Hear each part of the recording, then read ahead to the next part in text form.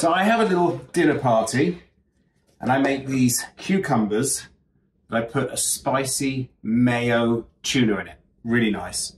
But I have the inside of the cucumber that's left over. And I don't want it to go to waste. And it won't because of the Bionic Blade. In here is some iced cucumber.